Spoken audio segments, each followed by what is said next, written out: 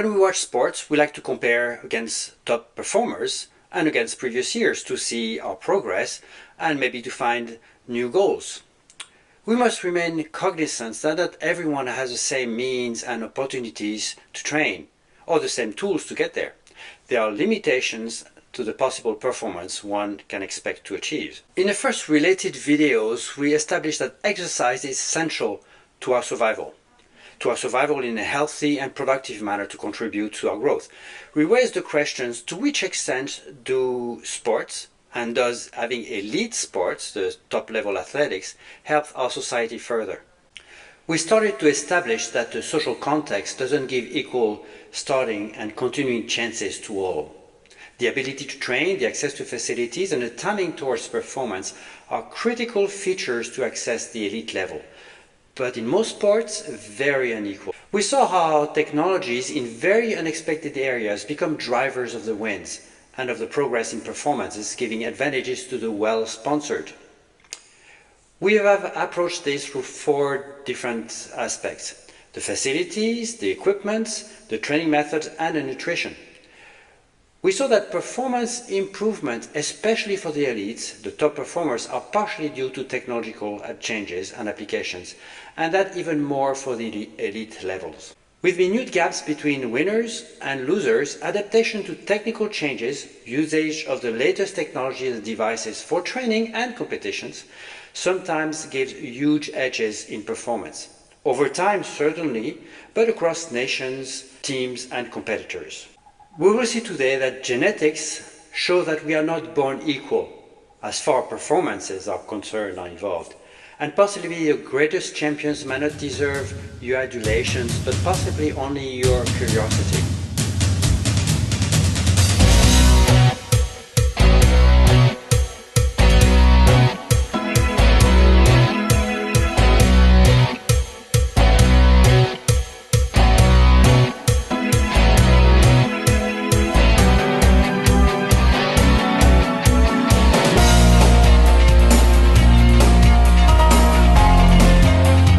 We are of the same species, and as such, we are the same. Well, almost. We are different. We do not look the same. We do have different fingerprints. We are not clones. If it were the case, competition would have no meanings, and we could do all the same exact performance. Luck maybe, techniques possibly, but only temporarily, obviously. We will address the issue of genetics in sports by first looking at our DNA, the differences it can create, and lastly, the impacts it can have on sports and on performances. Thanks to science, we have finally accepted that evolution is a key to our body's functions and physiology. Genetics have helped refine the changes and differences in human bodies, shapes, and even performance. Every living organism is made of cells, pretty much identical for all creatures. Each cell contains DNA grouped into chromosomes. The composition of DNA, R and other DNA, is pretty quite simple. The DNA strand is made of 4 nucleotides or monomers. Each is made of 3 parts: a phosphate group, a sugar, the name of the sugar is deoxyribose, which is part of the name, and 4 nitrogen bases. The 4 nitrogen bases are adenine and guanine, which are purines with a 2-ring structure, while the thymine and cytosine are pyrimidine with a 1-ring structure. Hence, purines always pairs with a pyrimidine, and these bonds can create the spiral or helix structure. Cells divide and reproduce in 2 ways: mitosis and meiosis. Mitosis results in 2 identical daughter cells, while meiosis results in 4 sex cells. In meiosis results in haploid daughter cells. Chromosome number is half from the parent cell and can be either a sperm cell or an egg cell, which eventually combines into an embryo. That embryo develops into many chromosomes, which are tightly coiled bundles of DNA found in the nucleus at almost every cell in our body. In plants and animal cells, DNA is tightly packed into thread-like structures called chromosomes in the nucleus of the cells. This contrasts with bacteria, where the DNA floats freely around the cell. The length of the DNA is wrapped many times around lots of proteins called histones to form structures called nucleosomes. These nucleosomes can coil up tightly to create chromatin loops.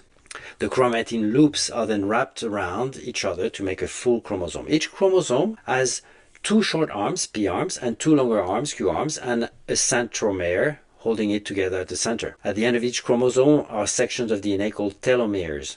Telomeres protect the end of the chromosome during DNA replications by forming a cap, a bit like a plastic cap in a shoelace. Our DNA stores information in our cells to function. It is organized into small sections called genes, which contains instruction for making specific products, usually a protein. Proteins carry out most of the functions of the cell, such as protecting against disease, absorbing nutrients from food, and so on. Their functional products is called a gene expression. It is a tightly regulated process that enables the cells to respond to its changing environments by making more or less of a specific protein. Humans have 23 pairs of chromosomes, 46 in total. One set comes from each of the biological parent. This mixes over time has created many versions of us, but all with mixed portions of many groups or subgroups. Overall, the human genome is made of 3.2 billion bases of DNA, but most organisms have different genome size. If printed out, the 3.2 billion letters of our genomes would fill a stack of paperback book 200 feet high and fill 200 telephone directories, each with 500 pages. In humans and most other complex organisms, one copy of each chromosome is inherited from the female parent and the other from the male parent. This explains why children inherit some of their traits from their mothers and others from their fathers. Pattern of inheritance is different for a small circular chromosome found in the mitochondria. Only egg cells, and therefore not sperm cells, keep the mitochondria during the fertilization. So mitochondrial DNA is always inherited from the female parent. Yes, they differ in a pair of chromosomes known as the sex chromosomes. Female have two X chromosomes in their cells, while male have an X and a Y. Supposedly, we have identified 92% of our genome, with the last 8% being thought as insignificant junk DNA. The reality, however, are that we might not have identified as much as scientists claimed. We do not really understand most of them, and there is not one gene that does one thing: blue eyes, brown eyes. In fact, it might be that 98% of our genes don't even code for specific proteins. Some need combinations, some prevent making protein, some RNA do not become proteins, some are just broken, it seems. In other words, we really know very little, and surely we do not understand anything about the full workings of our DNA. The result, at least, is that we are probably not that different from other species. We have 60% of our DNA common with the fly, 80% with the cow, and 98% with the shrimps. However, the latest seems to show that humans and chimps have about 35 million single base pair genetic differences and 5 million insertion-deletion differences. Humans have also 689 unique genes not found in chimps. This 2% makes a huge difference in what chimps and humans can do. Chimps and gorilla have 1% difference, but they are quite different in shapes and sizes. Which difference does that create in human as it relates to performances? Within our own race of Homo sapiens, we have also 0.4% differences. These 0.4% can make significant variances in abilities and in physical performance. These can be significant, such as adaptation to a high altitude, speed with a percentage of fast twitching muscle cells, blood content, strength, the length of bones and of tendons, and many others, which can result in very different performances. Humans belong to the same race, Homo sapiens. The differences are subgroups, but not races. Everyone's genome is different. For human, Homo sapiens, the difference is supposed to be 0.4%. With that creates many different shapes and sizes. Thanks to science, we have finally accepted that evolution is a key to our body's functions and physiology. Genetics have helped refine the changes and differences in human bodies, shapes, and even performances. We know that we have evolved to survive not through our speed, pure strength, majestic or minute size, or sharp claws, teeth, or poisonous bites or sting, but merely through our potential for endurance, allowing us to chase food to exhaustion, exchanging our hair for sweat glands in a process, and developing an ability to think forward and in group. Size is the most measurable feature. Men's size have increased greatly during the last 2 millennia. The 16,000 BC bone remains indicate that the average man was 1 meter 80. The size steadily decreased to 1 meter 62 in 4000 BC. It increased again with some variation around the 16th century, and it was 1 meter 73 1,000 years ago. The average size was 175 in 1929.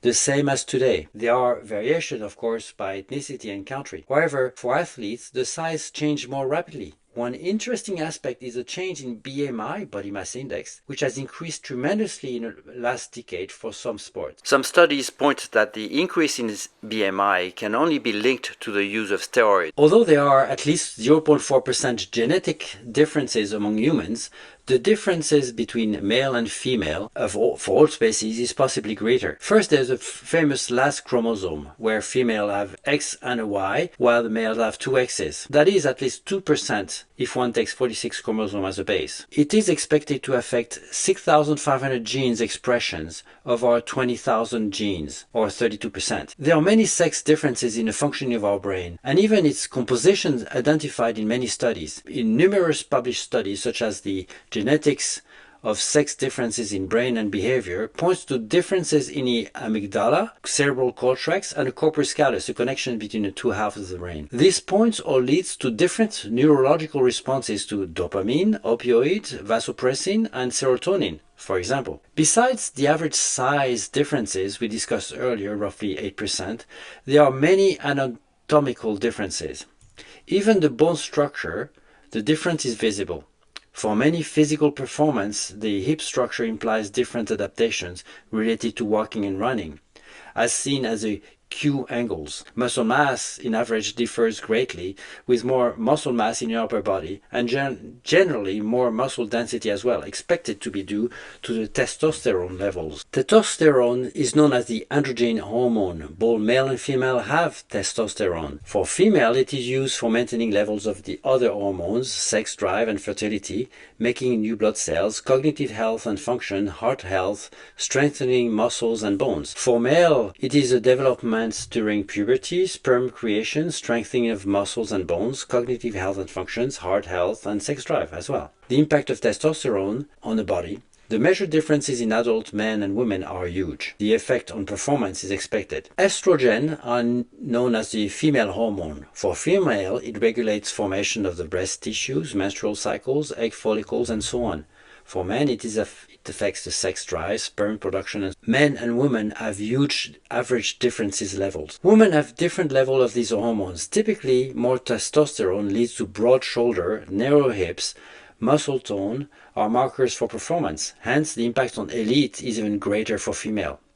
Therefore, also, the impact of steroids are even greater for female than for men. What do these genetic differences do towards performance? What is the impact? With little universal body changes in humanity, the body of athletes have changed extremely rapidly. Basically, athletes have specialized morphology and physiology for each performance. The main driver of performance is the selection to the sport and not the training. The NBA searches the globe for basketball players' body types. The proportion of players at least 2 m 10 doubled to 10% in the NBA, despite the fact that the proportion of the size person is the same as it was ever. It's such a rare feature that 17% of these people are playing in the NBA. The average NBA players is 2 meters today. So one would think size is the only factor. Not quite. Basketball players need not only to be tall, but must have an average relation height to wingspan. The average 2 meter tall NBA players has average arms of 2 meters 13. For swimming,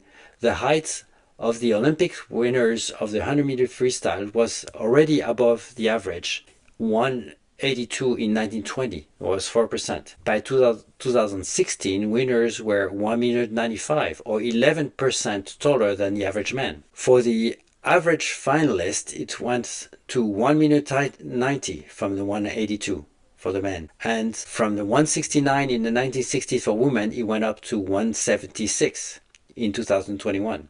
Again, the 10% difference to the average woman. In swimming, the bigger advantage is the wingspans over the body. Phelps is 1 meter 93, but his wingspan is 2 meter 03. This is the only visible feature. Many swimmers have long feet and hands, and often, the top ones, disjointed ankles, giving them extra flexibility for the kick with the maximum efficacy. This is not great for weightlifting or ice skating, but great for swimming. Phelps has long arms but proportionally very short legs. In modern swimming, great efficient underwater dolphin kicks are now allowed for 15 meters after each turn. This change for the 3 strokes implies that with a great underwater dolphin kick, you can thrive in all 3 disciplines. The long torso, short legs, and extremely flexible ankles gives a great advantage to those swimmers. That is why Phelps could win in all 3 strokes. It was the same with Michael Gross, winning 4 gold medals with his 2-meter height and 2-meter 13 wingspan, with Mark Spitz with his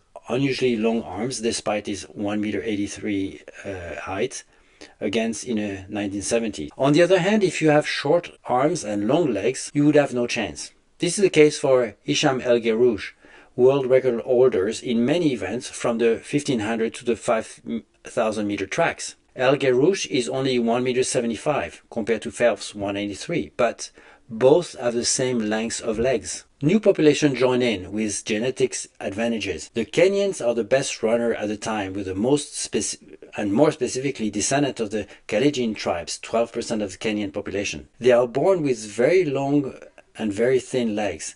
This adaptation saves energy while running, and the long legs are used as a whip with low energy. Only 17 US highly trained runners have done under 2-meter 10 for the marathon in history. Close to 50 Kalenjin men do that every year. You just not have to be tall for sports. Short can be good as well. With low heights is an advantage like gymnastic.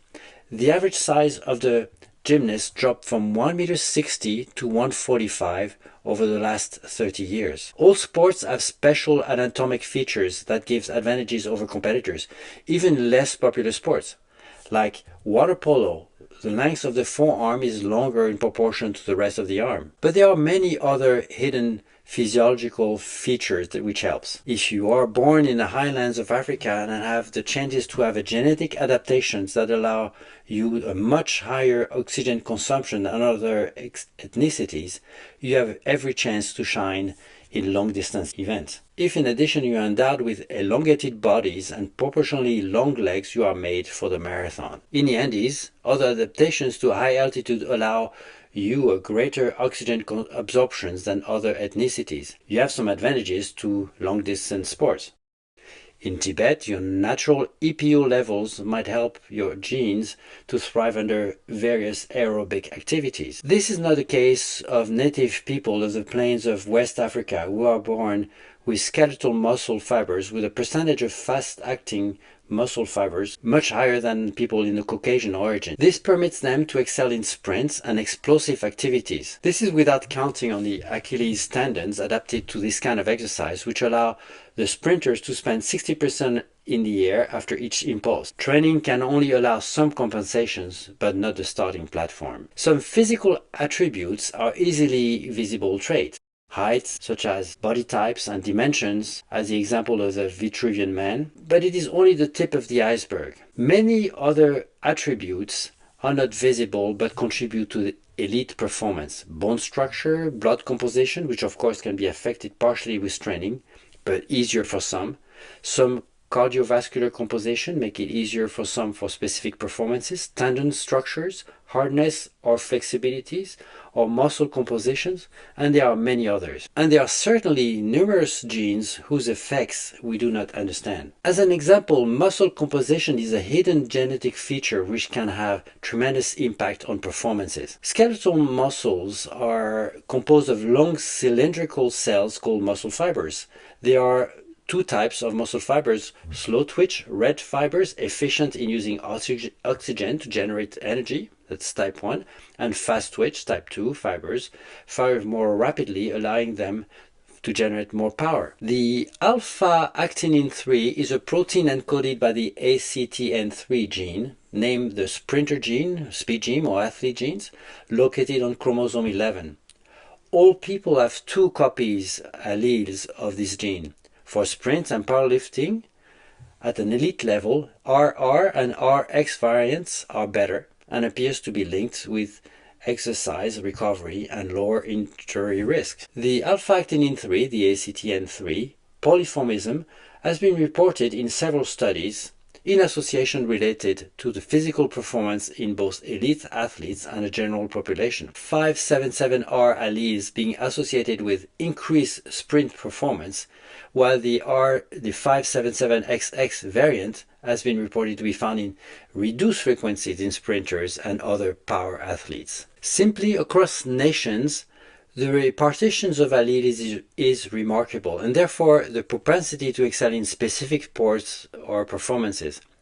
Some nations, or descendants thereof, have extremely high concentration of the RR alleles and have therefore more facility or performance in sprints or burst sports, while Asians seem to have more alleles in the XX variation, which is better for endurance sports. The alleles concentration differences tend to orient success of performance more than any other factor. With RR, you certainly be successful in burst sports.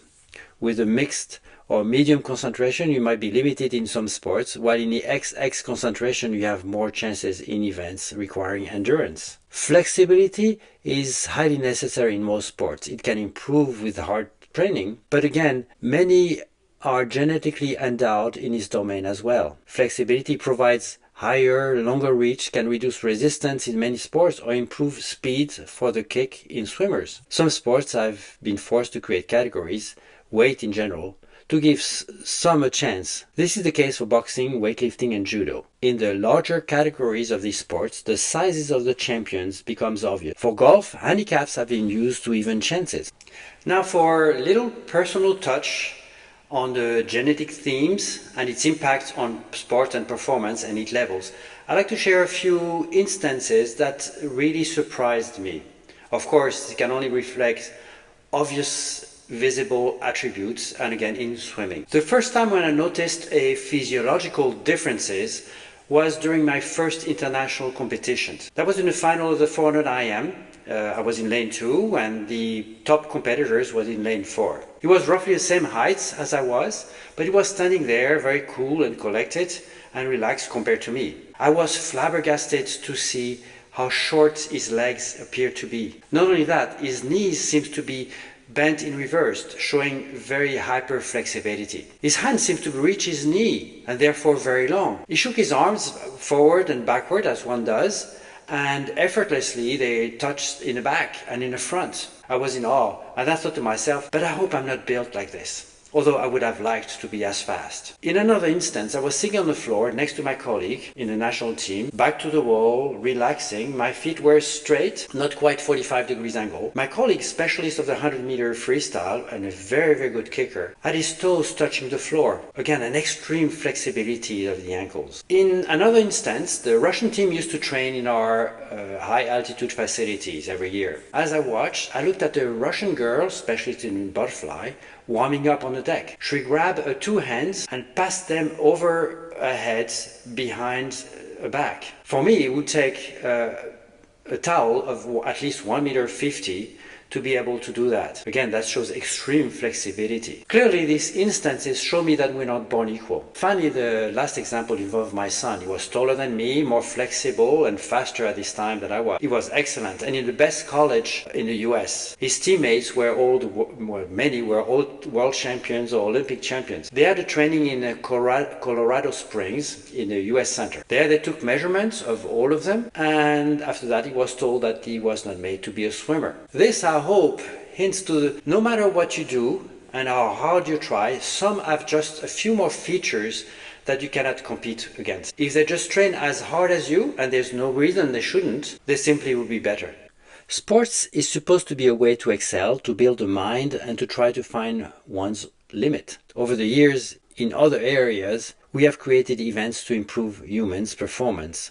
With the support of the media and the sponsors, we focused on the performance and the stars that accomplished them. To achieve higher level of performance, more specialized athletes are needed. To win and to reach new peaks, athletes do not just train harder and better. Above all, it is necessary to have the adequate physiology. Genetics plays the most crucial role in our chances to reach elite levels.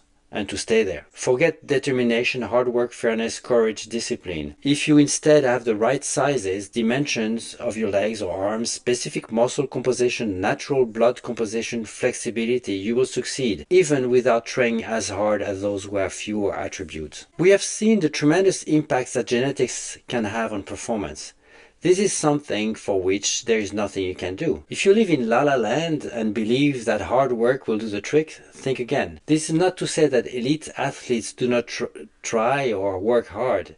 It just points that if you do not have the right genetic tools, you are at a disadvantage, no matter how you perceive it. With advances in professionalism, the selection, genetic selection that is always harsher. 100 years ago, those who trained hard at all and those who trained harder were the first. Today, you need to be special, to have the proper genetic tools for your specific sport to only have a chance to compete at the elite level. We saw that social differences impacts the chance to reach the elite level. We review that some technologies are necessary to train properly and to attain adequate performance, unleveling the fields. Today, we saw that genetics has become the main driver to reach the elite level. Without proper physiology, the common man or woman has no chance to compete at the high level, no matter how they train or try.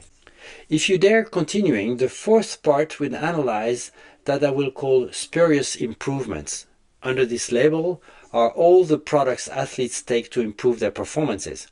Of course, some products we will discuss are illegal and under the topic of doping, but you will see that many use often these products and abuse them to reach performances. Further, you will see that controls and tools are insufficient if you are gullible, or outright a joke if you are less trusty. It will provide an extremely surprising view of sports and of some of its drivers.